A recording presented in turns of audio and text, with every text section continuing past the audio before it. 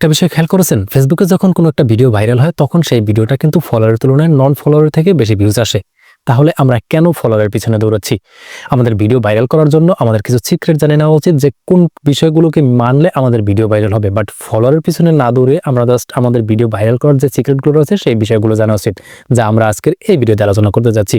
তো hello everyone, আসসালামু আলাইকুম। আপনারা দেখছেন ডিএম এক্সপার্ট আইটি, আর পুরো ভিডিওর সঙ্গে আছি আমি মোহাম্মদ মাজহারুল ইসলাম। ভিডিওটি আপনি যদি প্রথমবার মতো দেখে থাকেন সেক্ষেত্রে ফেসবুক পেজ থেকে দেখে থাকলে পেজটাকে ফলো দিয়ে ইউটিউব চ্যানেলে সাবস্ক্রাইব করে রাখবেন।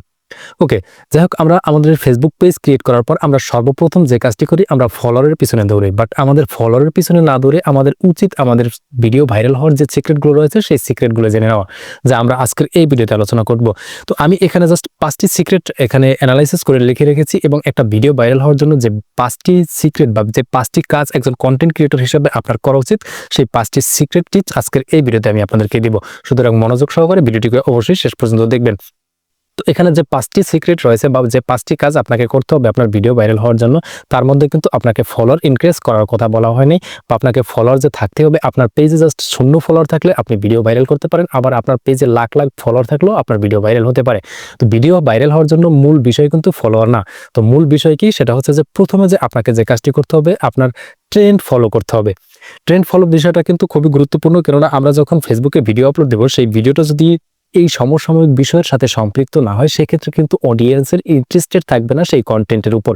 আর অডিয়েন্সরা যখন আপনার কন্টেন্টের উপর ইন্টারেস্টেড না হবে, তখন কিন্তু সেই ভিডিওটা ফেসবুক ডাউন করে দিবে। এজন্য আপনাকে যে কাজটি করতে হবে, এই মুহূর্তে আপনার নিশ অনুযায়ী কোন বিষয়টা ট্রেন্ডিং এ চলতেছে সেই ট্রেন্ডিং টপিকে আপনাকে ভিডিও বানাতে হবে। পাশাপাশি আপনাকে ট্রেন্ডিং হ্যাশট্যাগ ব্যবহার করতে হবে। এই দুটি বিষয় আপনি অবশ্যই করবেন। এরপরে আপনি দ্বিতীয় যে কাজটি করবেন, সেটা হচ্ছে আপনার কন্টেন্টের মধ্যে হুক ব্যবহার করতে হবে। হুক ব্যবহারের ক্ষেত্রে যে কাজটি আপনাকে করতে হবে, সেটা হচ্ছে আপনার ভিডিওর প্রথম 2 থেকে 3 সেকেন্ড বা 5 সেকেন্ডের মধ্যে এমন আকর্ষণীয় পয়েন্টগুলো বা ভিডিওর এমন আকর্ষণীয় মোমেন্টগুলোকে নিয়ে আসতে হবে, যেটা দেখে একজন অডিয়েন্স ভিডিওটাকে শেষ পর্যন্ত কন্টিনিউ করে। আপনার ভিডিওতে যত ভালো হুক ব্যবহার করবেন, আপনার ভিডিওটা ভাইরাল হওয়ার চান্স তত বেশি থাকবে। এরপরে আপনাকে তৃতীয়ত যে কাজটি করতে হবে, সেটা হচ্ছে আপনার ভিডিওটাকে এসইও অপটিমাইজড করতে হবে। এসইও অপটিমাইজড আপনার কন্টেন্টটা যদি না হয়, সেক্ষেত্রে আপনার কন্টেন্টটা ভাইরাল হওয়ার পসিবিলিটি অনেকাংশে কমে যাবে।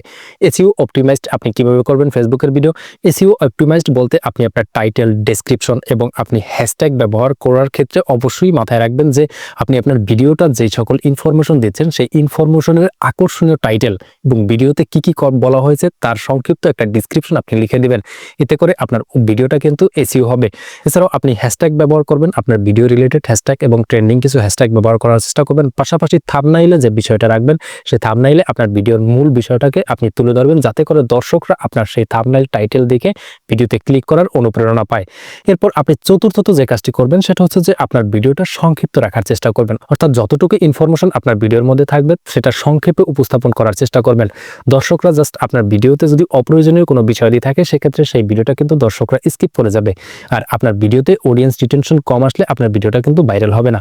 যে কারণে আপনাকে যে কাজটি করতে হবে, আপনার ভিডিওটা সংক্ষেপে করতে হবে এবং সংক্ষিপ্তের ভিতরে আপনার প্রপার ইনফরমেশন বা প্রপার ভ্যালুয়েবল কোয়ালিটিফুল কন্টেন্ট আপনাকে তৈরি করতে হবে। এরপর 5ম নাম্বার যে কাজটি করতে হবে, আপনার কন্টেন্টটা যাতে শেয়ারেবল কন্টেন্ট হয় সেই বিষয়গুলোকে ফোকাস করতে হবে।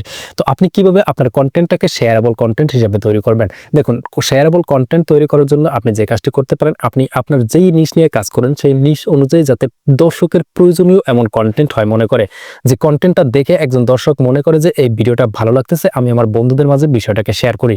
আপনি যদি টেক ভিডিও বানান, সেক্ষেত্রে আপনি সমসাময়িক এমন ইনফরমেশনগুলো শেয়ার করুন, বাট এমন যে সকল ইনফরমেশন শেয়ার করুন যেই ইনফরমেশনগুলো একদম দর্শকের উপকারে আসে। বা আপনি যদি ফানি ভিডিও তৈরি করেন, সেক্ষেত্রে এমন কিছু ফানি মোমেন্ট ক্রিয়েট করুন, যাতে করে সেই ভিডিওটা তাদের বন্ধু বান্ধবের কাছে শেয়ার করতে স্বাচ্ছন্দ্য বোধ মনে করে।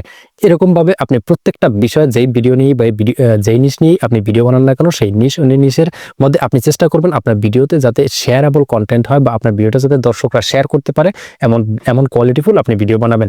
তো এই বিষয়গুলো ফোকাস রেখে আপনি যখন কন্টেন্ট তৈরি করবেন, তখন কিন্তু আপনার পেজে ফলোয়ার থাকতে হবে না। আপনার কন্টেন্টগুলো অটোমেটিক্যালি নন ফলোয়ারের মধ্যে রিকমেন্ড করবে।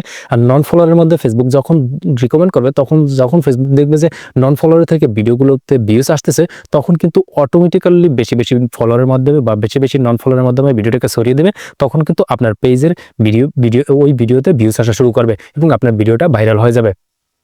তো আশা করি পুরো বিষয়টা বুঝতে পেরেছেন এবং আপনি আপনার ভিডিও ভাইরাল করার জন্য কোন প্রসেসে কাজ করতে হবে, সম্পূর্ণ প্রসেসটি কেমন লাগলো সেটা নিচে কমেন্ট করে জানিয়ে দিতে বলবেন না। এছাড়াও পরবর্তীতে এরকম আরো ইম্পর্টেন্ট ভিডিও পাওয়ার জন্য আমাদের ফেসবুক পেজে ফলো দিয়ে ইউটিউব চ্যানেলে সাবস্ক্রাইব করে রাখবেন।